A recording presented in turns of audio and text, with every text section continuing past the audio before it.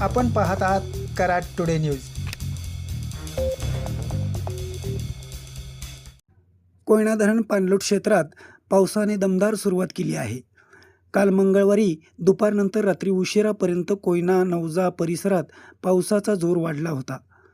दुपारनंतर नवजा येथील ओझरडे धबधबाही कोसळू लागला होता. काल रात्रीही पावसाचा जोर वाढल्याने सध्या धरणात 2394 क्युसेक पाण्याची आवक होत आहे. आज बुधवार दिनांक 24 जून 2026 रोजी सकाळी 8 वाजेपर्यंत कोयना परिसरात 95 मिलीमीटर तर नवजा येथे 112 मिलीमीटर पावसाची नोंद झाली आहे.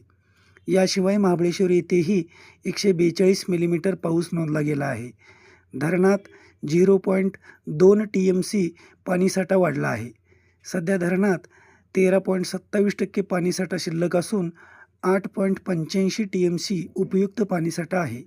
गतवर्षी आजच्या दिवशी कोयना धरणात 35 TMC पाणीसाठा झाला होता. दरम्यान कराडसह परिसरातही पावसाने हजेरी लावल्याने शेतीच्या कामांना आता वेग येणार आहे.